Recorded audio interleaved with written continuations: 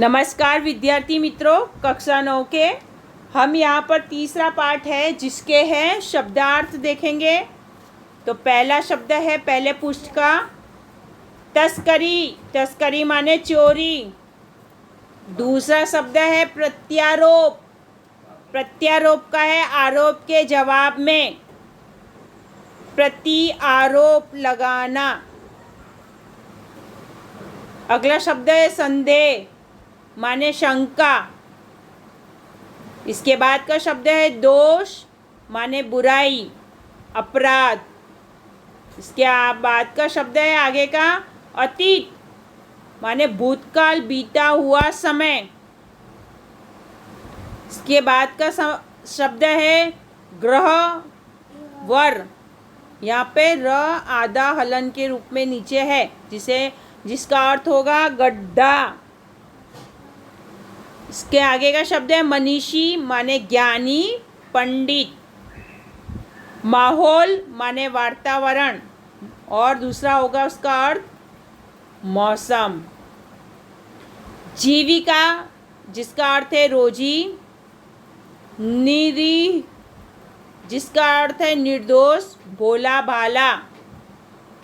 फरेब माने धोखा। भीरू डरपोक, कायर।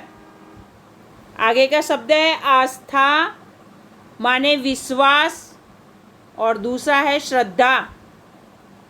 मनुष्य निर्मित आगे है मनुष्यों द्वारा बनाई गई। त्रुटि जिसका अर्थ है भूत, भूल, गलती। विधि निषेध जिसका अर्थ है कोई काम करने या न करने का निर्देश। परीक्षित कसौटी पर खरे उतरे हुए।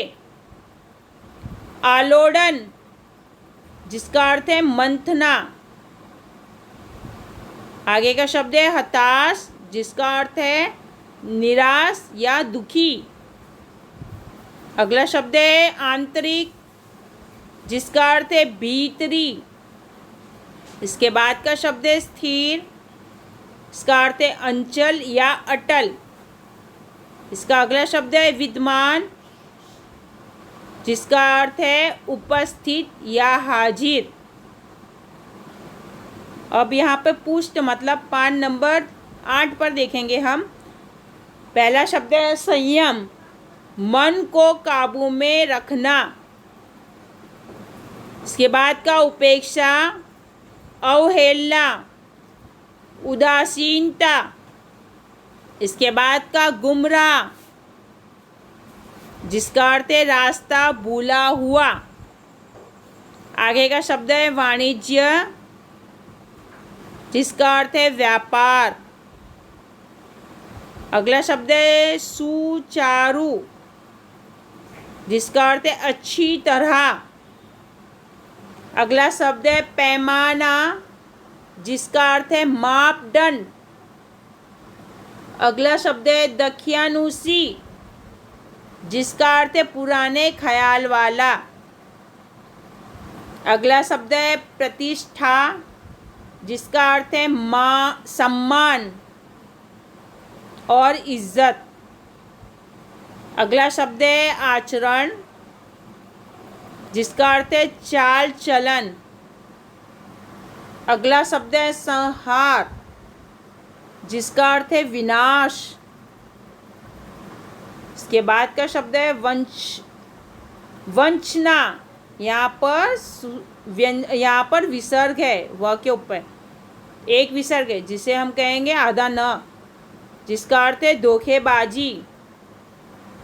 अब हम स्वाध्याय में देखेंगे निम्नलिखित प्रश्नों के एक एक वाक्य में उत्तर लिखिए। निम्नलिखित प्रश्नों के एक एक वाक्य में उत्तर लिखिए। पहला प्रश्न है आज समाचार पत्र में कौन कौन से समाचार भरे रहते हैं। आज समाचार पत्र में कौन कौन से समाचार भरे रहते हैं। उत्तर देखेंगे आज समाचार पत्र में चोरी, डकैती, तस्करी और भ्रष्टाचार के समाचार भरे रहते हैं। प्रश्न नंबर 2, देश का वातावरण आज कैसा बन गया है? देश का वातावरण आज कैसा बन गया है? उत्तर इस प्रकार है, देश का वातावरण आज ऐसा बन गया है कि लगता है देश में कोई ईमानदार आदमी ही नहीं बचा है। प्रश्न नंबर 3, भारतवर्ष के किसी को अधिक महत्व नहीं दिया है। भारतवर्ष ने किसी को अधिक महत्व नहीं दिया है। उत्तर इस प्रकार है, भारतवर्ष ने भौतिक वस्तुओं के संग्रह को अधिक महत्व नहीं दिया है।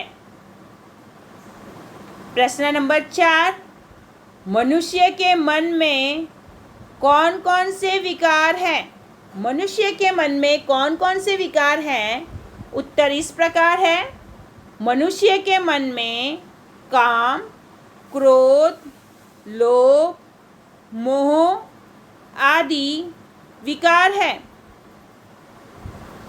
प्रश्न नंबर 5, भारतवर्ष किसको धर्म के रूप में देखता आ रहा है? भारतवर्ष किसको धर्म के रूप में देखता आ रहा है? उत्तर इस प्रकार है, भारतवर्ष कानून को धर्म के रूप में देखता आ रहा है। प्रश्न 6, बस कंडक्टर क्या लेकर लौटा था? बस कंडक्टर क्या लेकर लौटा था? उत्तर इस प्रकार है, बस कंडक्टर खाली बस लेकर तथा लेखक के बच्चों के लिए पानी और दूध लेकर लौटा था। अब यहाँ पर प्रश्न नंबर 2, निम्नलिखित प्रश्नों के उत्तर 2 या 3 वाक्य में लिखना है हमें। ठीक है बच्चों? तो प्रश्न इस प्रकार है, लोगों में महान मूल्यों के बारे में आस्था क्यों हिल गई है? उत्तर इस प्रकार है, आजकल ईमानदारी और परिश्रम करके जीविका कमाने वाले श्रमजीवी पिस रहे हैं और झूठ तथा फरेब का रोजगार करने वाले फल फूल रहे हैं।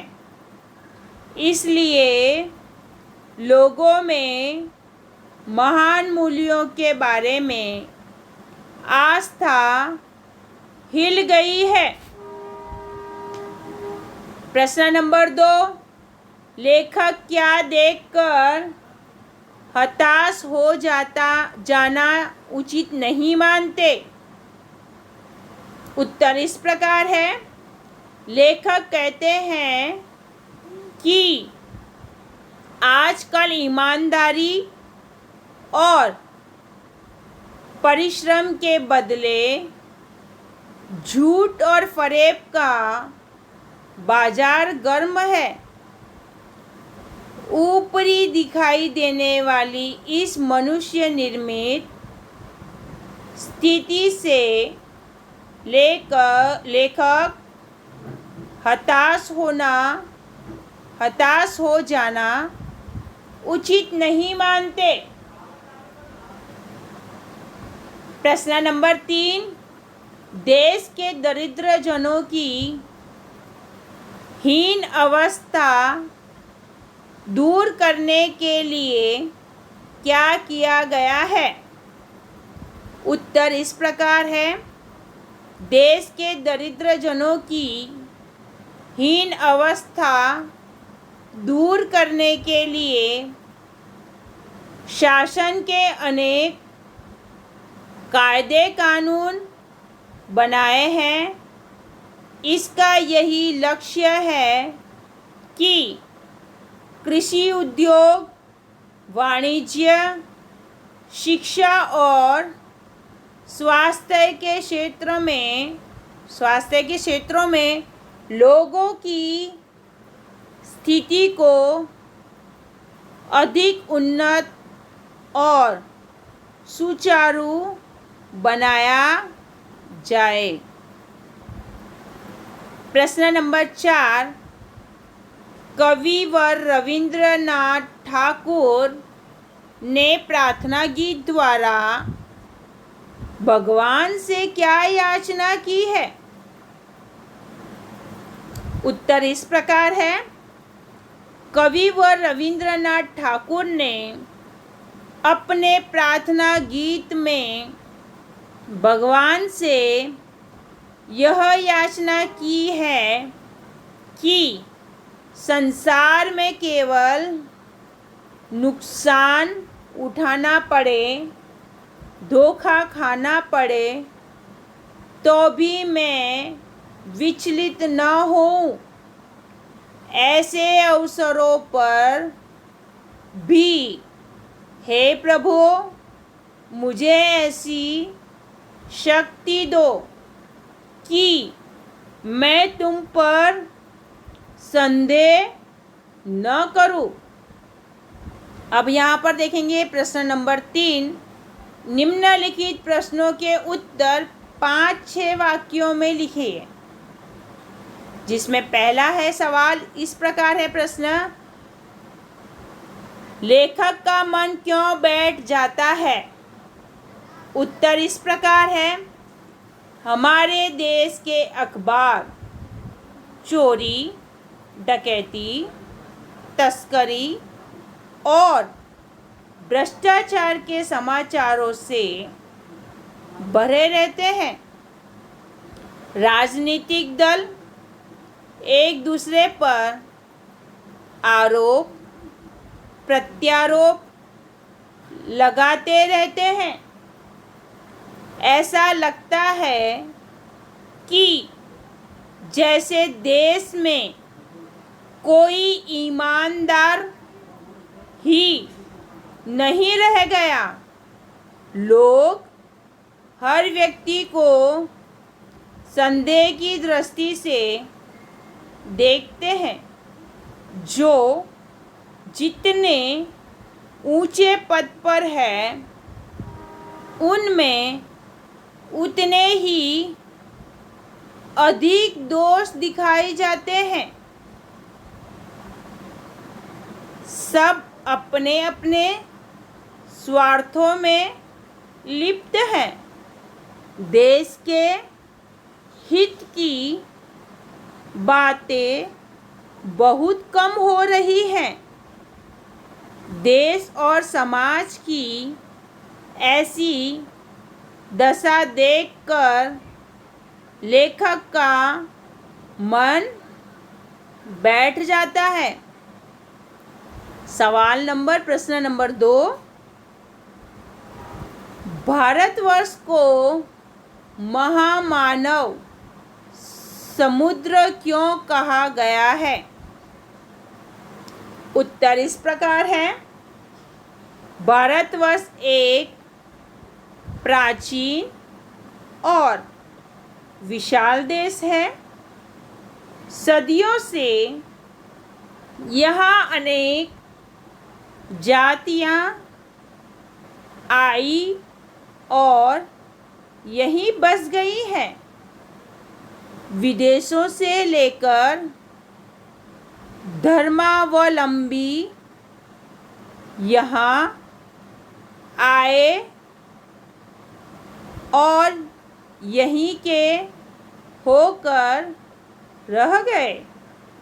इस प्रकार भारत आर्य और द्रविड़, हिंदू और मुसलमान, यूरोपियन और भारतीय आदर्शों की मिलन भूमि है। भारतीय सभ्यता में देश से आई सभ्यताओं का भी प्रभाव है।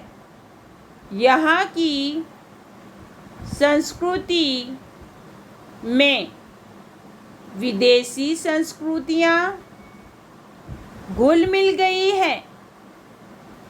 भारतीय समाज में देसी विदेशी तरह तरह के लोग आए और समाये गए हैं।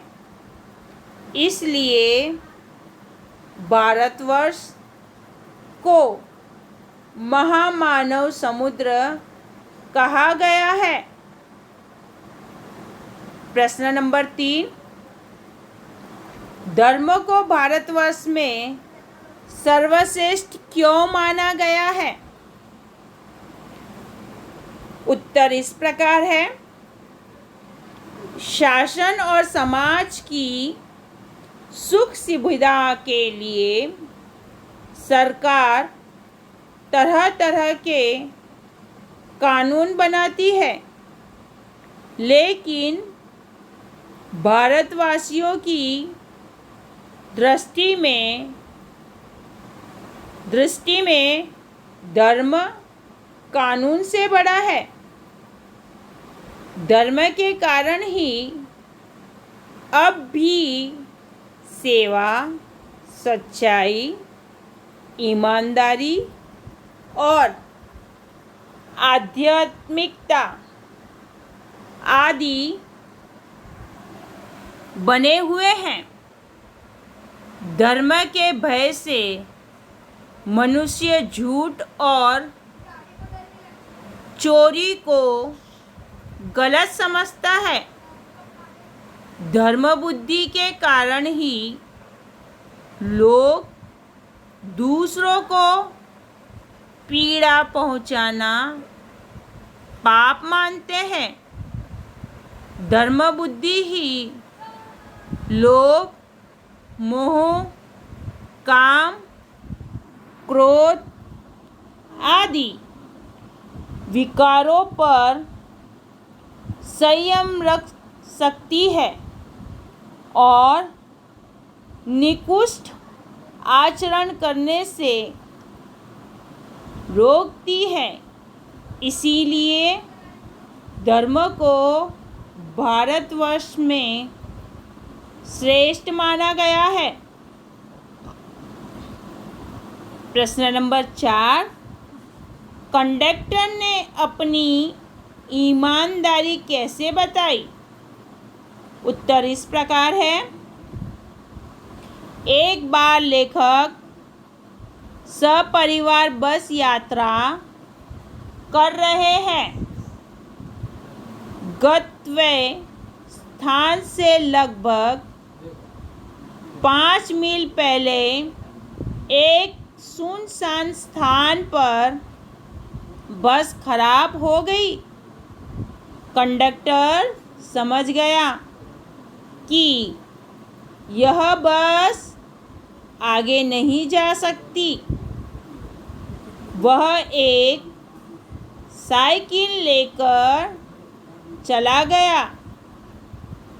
उस समय रात के 10 बजे थे। यात्री बस ड्राइवर पर अपना क्रोध उतारने लगे। लेखक के बच्चे भोजन और पानी के लिए व्याकुल थे। यात्री ड्राइवर को मारने के लिए तैयार हो गए। ठीक उसी समय बस कंडक्टर एक खाली बस लेकर आया। यात्री उसमें सवार हो गए। कंडक्टर लेखक के बच्चों के लिए पानी और दूध भी लाया था। इस तरह बस कंडक्टर ने अपनी ईमानदारी और सज्जनता बताई। प्रश्न नंबर 4, निम्नलिखित मुहावरों के अर्थ देकर वाक्य में प्रयोग कीजिए। तो पहला है मन बैठ जाना, जिसका अर्थ है उदास होना। वाक्य इस प्रकार है, बार बार की असफलता से उसका मन बैठ गया।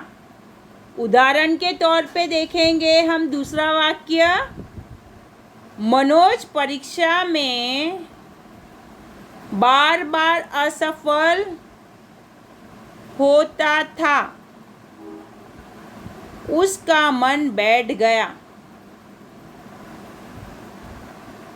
दूसरा है फलना फूलना, जिसका अर्थ है विकसित होना, समृद्ध होना। वाक्य है, महात्मा ने मुझे फलने फूलने का आशीर्वाद दिया। उदाहरण के तौर पे बच्चे, पता है आपके दादा दादी आपकी मम्मी पापा को आशीर्वाद देते हैं ना, जब वो उनके चरण स्पर्श करते हैं तब क्या कहते हैं दादा दादी आपके मम्मी पापा को, माता पिता को? सदा फलो फूलो, ऐसा आशीर्वाद देते हैं ना। माँ पापा को सदा फलो फूलो, खुश रहो, है ना। तीसरा देखते हैं हम, पर्दाफाश करना, बेट खोलना। चोर पकड़ा गया तो उसने अपने साथियों का पर्दाफाश कर दिया। चौथा है चेहरे पर हवाइयाँ उड़ना, चेहरे का रंग फीका पड़ना। वाक्य में प्रयोग करेंगे, लोगों का क्रोध देखकर कंडक्टर के चेहरे पर हवाइयाँ उड़ने लगी। पांचवा है कातर ढंग से देखना, मतलब भयभीत होकर देखना, डर के मारे। तो यहाँ पे वाक्य में प्रयोग करेंगे, सुरेश नकल करते हुए पकड़ा गया तो बड़े कातर ढंग से निरीक्षक की ओर देखने लगा। जब व्यक्ति परीक्षा में नकल करता पकड़ा जाता है तो वह डर के मारे, जिसने पकड़ा है, जो निरीक्षक है परीक्षा के अंदर, उसे वह कैसे देखता है? कातर ढंग से देखने लगता है, भयभीत होकर देखने लगता है। छठा है ढाढ़स बांधना, सांत्वना देना, तसल्ली देना। वाक्य है, गरीब मजदूर के घर में चोरी हो जाने पर पुलिस उसे ढाढ़स बंधाया, है ना। जब किसी के घर चोरी हो जाती है तो पुलिस क्या करती है, उसके घर जब आती है देखने के लिए, तहकीकात करने के लिए, तो वह उसे ढाढ़स बंधाती है, मतलब उसे तसल्ली देती है कि हम चोर को पकड़ लेंगे। ठीक है ना। अब प्रश्न नंबर 4, निम्नलिखित प्रश्नों के लिए एक एक शब्द लिखेंगे। निम्नलिखित शब्द समूह के लिए एक एक शब्द लिखेंगे। यहाँ पर शब्द समूह है, उसके लिए हमें एक शब्द ढूंढ के रखना है। धर्म से डरने वाला क्या होगा? धर्मभीरु। मिलन की भूमि, तो उसके लिए एक शब्द होगा मिलन भूमि। तीसरा सुख देने वाला, उसके लिए होगा सुखद। चौथा है पुराने ख्याल वाला, उसके लिए होगा दखियानुसी। पांचवा है कसौटी पर खरे उतरे हुए, तो यहाँ पे होगा उसका परीक्षित। छठा रास्ता भूला हुआ, तो यहाँ पर होगा उसका शब्द गुमराह। प्रश्न नंबर 5, निम्नलिखित शब्दों से विशेषण बनाकर लिखिए। तो पहला है भारत, यहाँ पर शब्द की विशेषता है तो भारतीय। भारत किससे बना हुआ है? भारत में रहने वाले कौन हैं? भारतीय। दूसरा है समाज, तो समाज में रहने वाले कौन हैं? सामाजिक। समाज व्यक्ति से बना है, सारी रीति रिवाजों से बना है, तो उसकी विशेषता दिखाता है ना, इसलिए उस शब्द की विशेषता हुई सामाजिक। तीसरा शब्द है क्रोध। क्रोध कौन करता है? क्रोधी। व्यक्ति को जब क्रोध आता है, हर व्यक्ति को क्रोध नहीं आता है, तो क्रोध किसको आता है? क्रोधी को ही आता है। तो यहाँ पर क्रोधी व्यक्ति का क्रोध हुआ, उसकी विशेषता बताता है। समय चौथा उसका है सामायिक। पांचवा धर्म, जिसका है धार्मिक। प्रश्न नंबर 6, निम्नलिखित शब्दों से भाववाचक संज्ञा बनाकर लिखिए।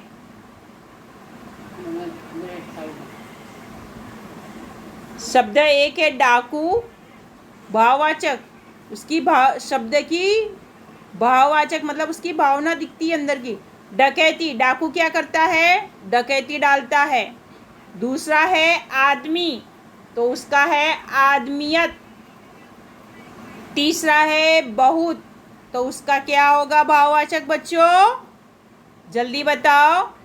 बहुताय, बहुतायत। चौथा शब्द क्या है बच्चों? सभ्यता, जिसका क्या भाववाचक होगा? सभ्य का सभ्यता। और पांचवा शब्द है मानव। चलो जल्दी से बताओ क्या है मानव का? मानव शब्द का क्या है? मानवता। बहुत बढ़िया। सातवां सवाल है, प्रश्न नंबर 7, निम्नलिखित प्रश्नों के विरोधी शब्द लिखिए। विरोधी का होता है विरोधार्थी, जिसे हम कहेंगे, और जिसे हम कहेंगे इंग्लिश में अपोजिट वर्ड। विरोधार्थी शब्द, विरोधी शब्द, ठीक है। तो पहला है ईमानदार का क्या आएगा? बेईमान। भ्रष्टाचार का सदाचार। तीसरा है आंतरिक, चौथा उसका क्या आएगा? बाह्य। चौथा है सबल, जिसका आएगा निर्बल। पांचवा है क्रोध, जिसका आएगा अक्रोधी। छठा है उचित, तो यहाँ पर उसका आएगा विरोधी अनुचित। सातवां है अकारण, जिसका विरोधी है सकारण। आठवां शब्द है निकृष्ट, जिसका विरोधी है आठवें का उत्कृष्ट। नौवां शब्द है सच्चाई, जिसका है विरोधी झूठ। 10वां है कायर, जिसका विरोधी है वीर। 11वां शब्द है मनीषी, जिसका विरोधी होगा मूर्ख। ठीक है, ये जितना भी मैंने आपको स्वाध्याय और जो शब्द अर्थ लिखा पढ़ाए हैं, आज आपको समझाए हैं, आपने देखे हैं, इन्हें सभी को आपको अपनी हिंदी की नोटबुक में लिखना है। ठीक है, अब अगले पीरियड में हम अगला वीडियो जब हमारा आएगा शुक्रवार के दिन, तो हम उसमें कविता है जो आपकी, उसका हम टेस्ट लेंगे। जो आपका टेस्ट होगा वो 10 मार्क का होगा। ठीक है, उस टेस्ट की आपको तैयारी करनी है। वो 10 मार्क के टेस्ट के लिए आपको 15 मिनट दिए जाएंगे। उस 15 मिनट में आपको लिखकर अपने व्हाट्सएप पे फ़ोटो खींचकर और हमें सेंड करना है आपको। नमस्कार विद्यार्थी मित्रों।